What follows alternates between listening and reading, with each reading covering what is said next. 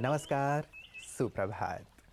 मित्रों, महर्षि वेदव्यास जी की एक सुंदर सी बात से आज शुरुआत। उन्होंने कहा है कि यदि जीवन में किसी व्यक्ति ने आपके ऊपर छोटे से छोटा उपकार भी किया है, तो उसकी बड़ी से बड़ी भूल को भी आप माफ़ कर दें, उसके पहले के उपकारों को याद करते हुए। क्योंकि हर एक व्यक्ति क्षमा चाहता है कि यदि मुझसे कोई भूल हो गई है तो लोग उस भूल को याद ना रखें, लेकिन मुझे क्षमा कर दें। वेद व्यास जी कहते हैं कि क्रोध वास्तव में काल को आमंत्रित करता है और क्षमा ईश्वर को आमंत्रित करता है। और वैसे भी ईश्वर को हम क्षमा का सागर कहते हैं, प्यार का सागर कहते हैं और अपने आप को ईश्वर की संतान कहते हैं। तो हमें भी ईश्वर के गुणों को अर्थात क्षमा को अपने जीवन में लाते हुए, लोगों को माफ़ करते हुए आगे बढ़ना चाहिए। और यही है आज का सुंदर सा सुवाक्य। आइए सुनते हैं।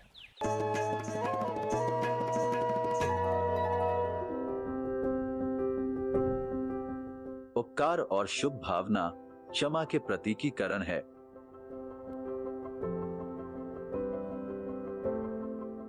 ईश्वर के यह महावाक्य है कि अपकारी के ऊपर भी उपकार करना चाहिए।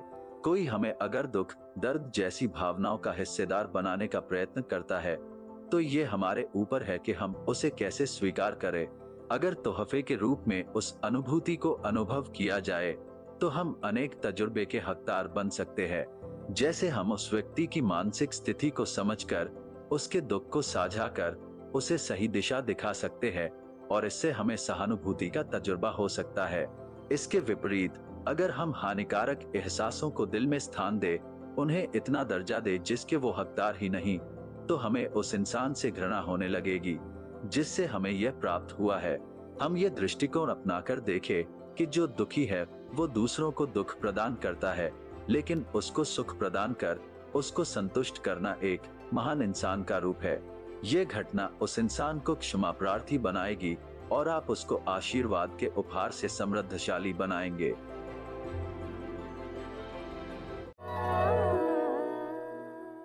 मित्रों, आज 28 जुलाई है, वर्ल्ड हेपेटाइटिस डे। सारे संसार में प्रति 30 सेकेंड में एक व्यक्ति की मृत्यु हेपेटाइटिस से होती है। तो इसकी भयंकरता को, भयावहता को देखते हुए WHO ने 2030 तक अर्थात जल्द से जल्द इसे सारे संसार से ख़त्म करने की योजना बनाई है। लेकिन ये तभी संभव हो सकता है जब हम इसके प्रति जागरूक हों और लोगों में भी जागरूकता पैदा करें। क्योंकि कई बार इसके लक्षणों को न जानने के कारण इस बीमारी को हम नज़रअंदाज करते हैं और फलतः परिणाम बहुत भयावह होते हैं। तो कैसे हम इसे पहचानें, कैसे इससे अपना बचाव करें, इसी पर आज का सुंदर आपकी सेहत आपके हाथ में जानकारी। ओम शांति फ्रेंड्स। दोस्तों, आज 28 जुलाई को सारे विश्व में वर्ल्ड हेपेटाइटिस डे मनाया जाता है। दोस्तों, हेपेटाइटिस लीवर का इन्फेक्शन है। ये जो 4-5 तरह के जो वायरसेस हैं, ABCDE, ये 5 तरह के वायरस हैं जिससे हमारा लीवर ख़राब हो जाता है। लीवर में एक्यूट वायरल हेपेटाइटिस और फिर बाद में जाकर के क्रॉनिक केसेस बन जाते हैं। उससे फिर हमारा लीवर सिरोसिस हो जाता है और फिर इससे पोर्टल हाइपरटेंशन हो जाता है और फिर बाद में पेट फूल जाता है, पेट में पानी भर जाता है, इसोफेजियल वेरेसिस हो जाते हैं, इससे खून की उल्टी हो जाती है, कुछ केसेस में लीवर कैंसर भी हो जाता है। दोस्तों, ये बहुत ही खतरनाक बीमारी है और इसका फिर कोई इलाज नहीं हो पाता है। लीवर ट्रांसप्लांटेशन करते हैं, उसके अपने रिजल्ट्स फिर अलग तरह के होते हैं और बहुत महंगा ट्रीटमेंट होता है। दोस्तों, तो ये हेपेटाइटिस है जो कि प्रिवेंटेबल डिजीज़ है और 2022 का थीम है आई कैन नॉट वेट। मैं इंतज़ार नहीं कर सकता, क्योंकि एक बार इन्फेक्शन हो जाने के बाद ये बीमारी बहुत तेज़ी से बढ़ती है। इस दिन हम सारे भारत, सारे विश्व में हर इंसान तक ये अवेयरनेस क्रिएट करते हैं, गवर्नमेंट को भी साथ लेकर के, कि इस इन्फेक्शन से बचो, अपना वैक्सीनेशन कराएं, अपना जो है दवाइयाँ प्रॉपर लें, अपने फूड का ध्यान रखें और हमें किसी के ब्लड के द्वारा हमको इन्फेक्शन ना हो। इसलिए आजकल मैंडेटरी कर दिया गया है कि पहले ब्लड को स्क्रीनिंग करते हैं C और B के लिए, 2 तरह के जो वायरस हेपेटाइटिस होते हैं उनके लिए, तो अगर हम इसकी सही प्रिकॉशन लेंगे तो हम इसमें, क्योंकि लगभग 1.34 मिलियन लोग हर साल मर जाते हैं हेपेटाइटिस रिलेटेड डिजीज़ से, और लगभग हर 30 सेकंड में एक आदमी इससे मरता है।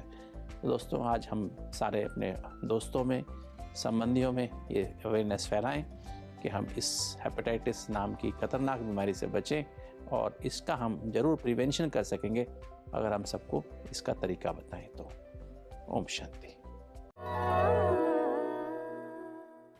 मित्रों, कहते हैं कि धन, दौलत, सुख, सुविधाएं या फिर जीवन की तमाम सुंदर और श्रेष्ठ चीज़ें व्यक्ति को ऊपर ले जाती हैं, लेकिन इन सभी चीज़ों को व्यक्ति ऊपर नहीं ले जा सकता। बहुत ही गहन और मर्मपूर्ण बात है। व्यक्ति जब ऊपर जाता है तब तो अपनी सुंदर बातों को, यादों को, अपने श्रेष्ठ कर्मों को और साथ साथ उसने जो समाज के लिए किया है उसे ही साथ लेकर के जाता है। बड़ा महत्वपूर्ण है कि हम अपने जीवन में क्या कर रहे हैं। जब हम आध्यात्म जगत से जुड़ी हुई हस्तियों को देखते हैं तो प्रेरित होते हैं कि सचमुच इन्होंने अपने पूरे जीवन को कैसे मानव कल्याण अर्थ अर्पित कर दिया, औरों के लिए जिए और औरों की दुआओं को लेकर के, अपने श्रेष्ठ कर्मों की पूंजी को लेकर के वो जाते हैं और हमेशा हमेशा के लिए लोगों के जेहन में, हृदय में अमर हो जाते हैं। ऐसी ही एक दिव्य और महान विभूति थी प्रजापिता ब्रह्मा कुमारी ईश्वरीय विश्वविद्यालय की आधार मूर्त आदि रत्न दीदी मनमोहनी जी। उन्होंने इस विश्वविद्यालय को शिखर पर पहुंचाने के लिए अपना पूरा जीवन अर्पित कर दिया। मानव की सेवा करते हुए उन्होंने सबको आध्यात्म से जोड़ते हुए, ईश्वर से जोड़ते हुए अपने जीवन को संपूर्ण सफल किया। आज 28 जुलाई उनका स्मृति दिवस है। आए हम याद करें उनके दिव्य शिक्षाओं को, उनके दिव्य चरित्र को, ताकि हम भी उससे अपने जीवन को महका सकें।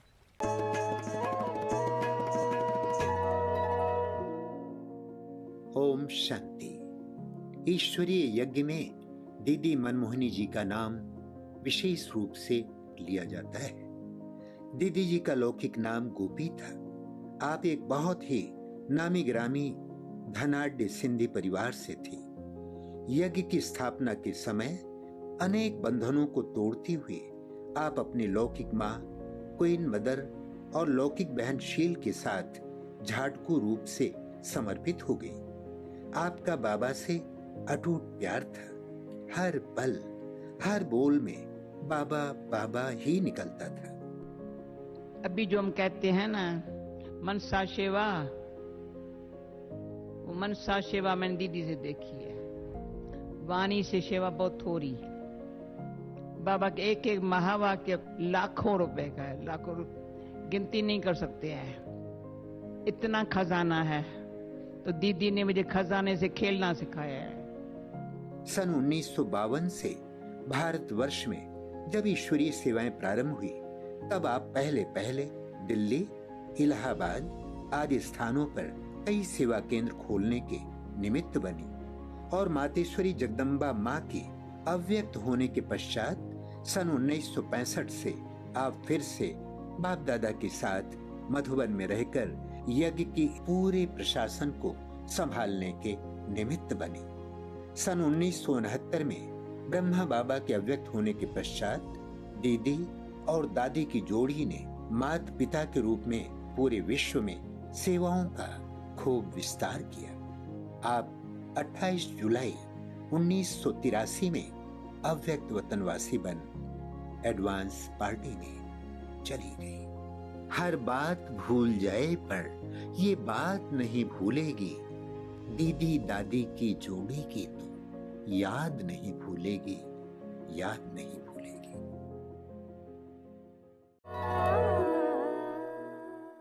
मित्रों, आज संसार में बहुत सारे स्कूल्स, कॉलेजेस, यूनिवर्सिटीज़ हैं, लेकिन हर स्थान पर छात्रों की जो संख्या है वो सीमित होती है और साथ ही आयु की भी एक सीमा होती है कि इस आयु सीमा के आप हैं तभी आप वहाँ अध्ययन कर सकते हैं। लेकिन आपको आश्चर्य होगा कि प्रजापिता ब्रह्मा कुमारी ईश्वरीय विश्वविद्यालय एक ऐसा विश्वविद्यालय है जहां उम्र की कोई सीमा नहीं है और छात्र भी असीमित हो सकते हैं। यहाँ हमेशा ही सभी को सादर निमंत्रण है और शिक्षा भी ऐसी जो निस्वार्थ और निःशुल्क है, जो हमारे जीवन को मूल्यवान बनाने वाली है और हमारे जीवन को श्रेष्ठता की ओर ले चलने वाली है। तो ऐसे स्कूल, ऐसे यूनिवर्सिटी में तो अवश्य हमें दाखिला ले ही लेनी चाहिए, जो पढ़ाई हम घर बैठे कर सकते हैं, जिन मूल्यों को, जिन शिक्षाओं को हम घर बैठे अपने जीवन में अपनाकर अपने जीवन को आदर्श बना सकते हैं। यही सुंदर शिक्षा ब्रह्मा कुमारी सभी को प्रदान कर रही हैं कि कैसे अपने जीवन को मूल्यवान बनाया जा सकता है। आइए देखते हैं उनकी सेवाओं को पीस न्यूज़ में। महाराष्ट्र के अंबाजोगाई में निर्माणाधीन आनंद सरोवर ईश्वरीय सेवाओं के लिए बनकर तैयार हो गया है, जिसका उद्घाटन संस्था की सहयोग मुख्य प्रशासिका राजयोगिनी संतोष दीदी, पूर्व मंत्री संजय बनसोड़े, सोलापुर सब जोन प्रभारी बीके सोमप्रभा, वरिष्ठ समाज सेवी नंद किशोर जी मुंदड़ा, औरंगाबाद सेवा केंद्र प्रभारी बीके शीला, पीपल्स बैंक के चेयरमैन राज किशोर मोदी, बिदर सेवा केंद्र प्रभारी बीके प्रतिमा, उदगीर सेवा केंद्र प्रभारी बीके महानंदा, अंबाजोगाई सेवा केंद्र प्रभारी बीके सुनीता की खास मौजूदगी में संपन्न हुआ। इसके बाद कार्यक्रम में मौजूद अतिथियों ने आनंद सरोवर से दिनों दिन ईश्वरीय सेवाओं की विस्तार की शुभकामनाएं व्यक्त की। पावन वेला पर महाराष्ट्र सरकार के पूर्व मंत्री धनंजय मुंडे जी का भी सेवा केंद्र पर आगमन हुआ और उन्होंने बीके संतोष दीदी से मुलाकात करते हुए आनंद सरोवर के उद्घाटन की बधाइयां दी।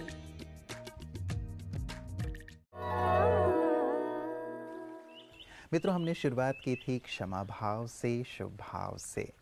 बहुत प्यारी सी पंक्तियाँ याद आ रही थीं कि ईश्वर कहते हैं कि यदि तुम सोने से पहले दूसरों की गलतियों के लिए उन्हें क्षमा कर दोगे, तो तुम्हारे उठने से पहले मैं तुम्हारी गलतियों के लिए तुम्हें क्षमा कर दूंगा। बहुत ही प्यारी सी पंक्तियाँ हैं। सचमुच यदि हमें ईश्वर क्षमा कर देते हैं हमारी छोटी मोटी भूलों के लिए, तो दूसरों की भूलों को हमें ज़रूर क्षमा कर देना चाहिए। कई बार अनबन या बातें होती ही रहती हैं, मनमुटाव रहता है। अभी भी देख लें, यदि किसी के लिए भी इस प्रकार की बातें हैं, क्षमा भाव धारण कर लें। आप देखेंगे कि रिश्ते बहुत मधुर हो जाते हैं, सुखद हो जाते हैं और इसकी कहीं ज़्यादा आवश्यकता है। और जब आप सामने वाले को क्षमा कर देते हैं, अपने संबंध को मधुर कर लेते हैं, मन कितना शांत हो जाता है, रिलैक्स्ड हो जाता है, आप जीवन का पुनः आनंद लेने लगते हैं। तो मित्रों, एक कदम आगे बढ़ाएं इस दिशा में और अपने जीवन को खुशहाली से भरें। ओम शांति, नमस्कार।